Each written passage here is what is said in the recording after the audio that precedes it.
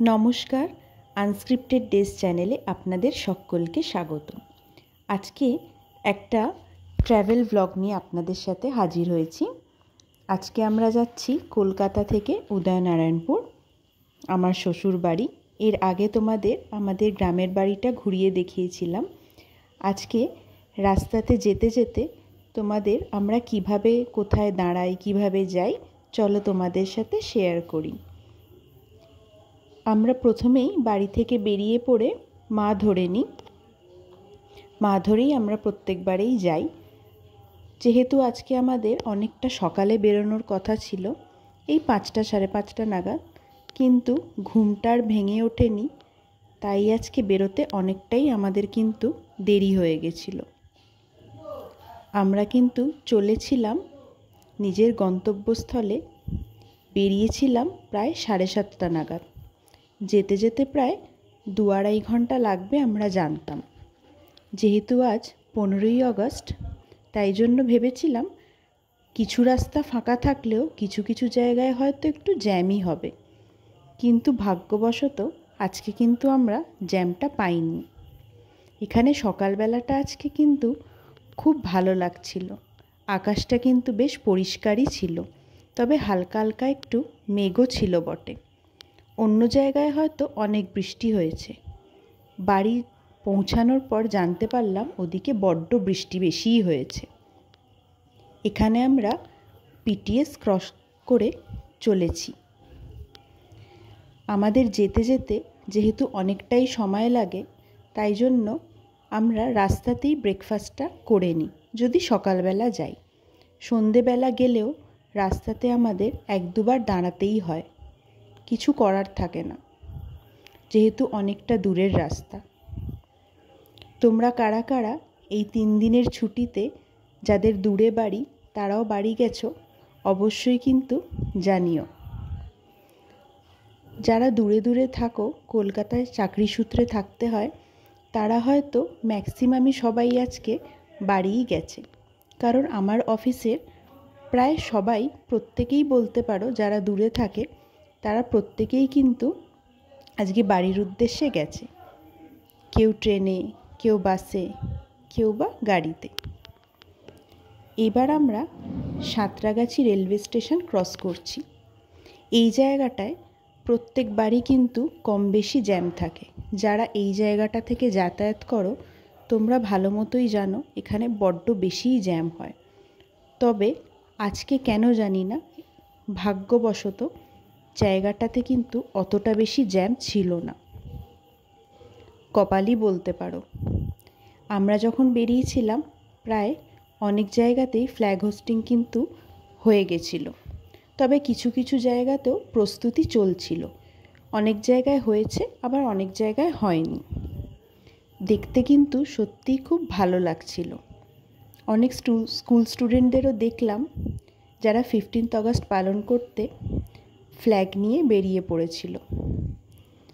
School ছুটি থাকলেও আমরাও কিন্তু ছোটোবেলায় প্রত্যেক বছর এই দিনটাতে স্কুলে যেতাম উদযাপন করতে। এখানে আমরা অঙ্কুরহাটি থেকে দেখো ডান দিকে চলে যাই। এই রাস্তাটা বরাবরই বৃষ্টি হলে একটু খারাপই থাকে। আগেরবার তো খুবই খারাপ পেয়েছিলাম রাস্তাটা, তবে আজকে মনে হচ্ছে এখানটায় বৃষ্টি হয়নি বলে মোটামুটি ঠিক আছে। যেতে যেতে খুব খিদে পেয়ে গেছিলো, তাই একটু কচুরি খেয়ে নিয়েছিলাম। আমরা প্রত্যেকবারই এই দোকানটা থেকে কচুরি খাই। রোড সাইডে একটা ছোট্ট দোকান, কিন্তু খুবই ভালো করে। এটা ঠিক প্রপার কচুরি নয়, লুচিই বলতে পারো। যেহেতু খিদে পেয়ে যায়, তাই দাঁড়িয়ে খাওয়া আর কি। এখানে আকশায় বাইকে ফ্ল্যাগ লাগাচ্ছিল। আগের দিন আমাদের কেনা হয়নি, তাই আজকেই আমরা রাস্তায় একটা দোকান থেকে কিনে নিয়ে ফ্ল্যাগটা ও লাগিয়ে নিচ্ছিল। আমি একটু ভিডিও করে দিলাম আর কি। সবাইকেই দেখলাম গাড়িতে লাগিয়েছে। বাড়িতে তো আমরা নেই, তাই গাড়িতেই ফ্ল্যাগটা লাগালাম। আবার আমরা চলেছি নিজের গন্তব্যস্থলে। কিছু কিছু জায়গা কিন্তু খুব সুন্দরই সাজিয়েছিল। এখানে দেখো আকাশটা কি সুন্দর লাগছে। আর এখানে ট্রাইকালার হিসেবে ফ্ল্যাগগুলোকে ছোট ছোট করে সরু সরু করে লাগিয়েছে, খুব ভালো লাগছে। এইখানে আমরা আবারও কিছুটা যাওয়ার পর একটু চা খেতে দাঁড়িয়ে পড়েছিলাম। এই দোকানটা থেকেই কিন্তু আমরা প্রত্যেকবারেই চা খাই। এটাও বড় রাস্তারই একটা সাইডের দোকান। এখানে কিন্তু চাটা অসাধারণ বানায়। তোমরা কারা কারা হাওড়া উদয়নারায়ণপুরের দিকে থাকো অবশ্যই কিন্তু জানিও। যারা ওই দিকে থাকো তাদের নিশ্চয়ই আমাদের ভিডিওটা খুবই ভালো লাগবে। সকলেরই ভালো লাগবে, কিন্তু চেনা জায়গা হলে দেখতে আর কি বেশি ভালো লাগে। এখানে কিন্তু আমাদেরকে খুবই বিধ্বস্ত লাগছে।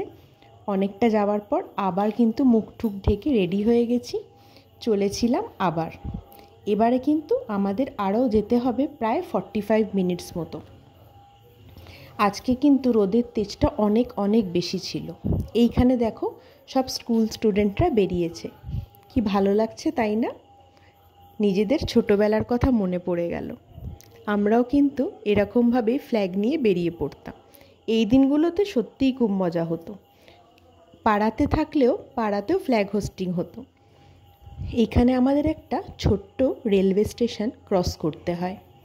ক্রস করার পর একটা জায়গা আসে, যে জায়গাটার নাম হচ্ছে বোরল।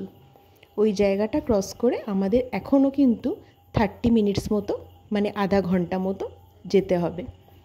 এইখানে রাস্তাঘাটগুলো দেখো কত ভালো, কত সুন্দর, দুপাশে গাছপালায় কিন্তু ভর্তি। এখানে একটা কলেজও আছে। কলেজটা ক্রস করে আমাদেরকে একদম সোজা রাস্তা ধরে, রাস্তাটা যেভাবে যাচ্ছে সেভাবেই আর কি চলে যেতে হয়। রাস্তাঘাটের কোনো প্রবলেম নেই, কারণ রাস্তাঘাট এখানে সত্যিই খুব ভালো। বৃষ্টি বাদল যাই হোক না কেন, শুধুই অঙ্কুরহাটির জায়গাটাতেই একটু ওঠানামা থাকে রাস্তাটা, বাকি রাস্তা কিন্তু একদম স্মুথ থাকে, যাতায়াতে কিন্তু কোনো প্রবলেম হয় না। এইখানে আমাদের যাতায়াতের পথে একটা মন্দির আছে, দেখো মন্দিরটা খুবই সুন্দর, খুবই বড় একটা মন্দির, খুব ভালো লাগে। এখানে পুরো চারিদিকটা দেখো পুরো সবুজ, আর আজকের আকাশটা কিন্তু একদম দুর্গা পুজোয় যেমন আকাশটা থাকে ঠিক তেমনই লাগছে, তাই না? আরও কিছুদিন পর, হয়তো আরও 15-20 দিন পর কাশফুলও দেখা যাবে। এখন অবশ্য দেখা যাচ্ছে না, কিন্তু কিছুদিন পর থেকে সেটাও দেখা যাবে, তখন কিন্তু আরও ভালো লাগবে। এখানে একটা স্কুল আছে, গ্রেস পাবলিক স্কুল। ওখানের স্টুডেন্টরাও সব বেরিয়েছিল 15th অগস্ট উপলক্ষে। ওদেরকে একদম লাইন দিয়ে দেখো দাঁড় করানো হয়েছে। সব টিচাররাও রয়েছে, সব ড্রাম নিয়ে অনেকেই দাঁড়িয়ে রয়েছে, দেখো সবাই সিকোয়েন্সে দাঁড়িয়ে রয়েছে। এখান থেকে আমরা স্কুলটা ক্রস করে চলেছিলাম আবারও। আর প্রায় 20 মিনিট মতো আছে আমাদেরকে যেতে হবে। 20 মিনিট না হোক, প্রায় 15 মিনিটই বলতে পারো। এখানে কিছুটা যেতে যেতে আমাদের বড্ড বেশি জল তেষ্টা পেয়ে গেছিল, কিন্তু দাঁড়াতে তো হবে একটু ছাওয়া দেখে, তাই জন্য খুঁজছিলাম কোন জায়গাটায় দাঁড়ানো যায়। তারপর পেয়ে গেছিলাম একটা জায়গা। কিছুটা যেতে যেতে দেখছি যেখানটা ছাওয়া আছে সেখানটাতে একটা গাড়ি দাঁড়িয়ে রয়েছে, তাই দাঁড়াতে পারলাম না, তাই আরও কিছুটা আমরা এগিয়ে গেলাম। এখানে কিন্তু দুপাশে চাষাবাদ হচ্ছে। এবার একটা জায়গা আমরা পেয়ে গেছি। এখানে একটু আকশায় জল খেয়ে নিয়েছে, জল খেয়ে রেখে দিচ্ছে বোতল। আমি বললাম আমাকেও দে, আমিও একটু খাই। তেষ্টা পাইনি, তাই দেখলে একটু খেতে ইচ্ছা করে আর কি।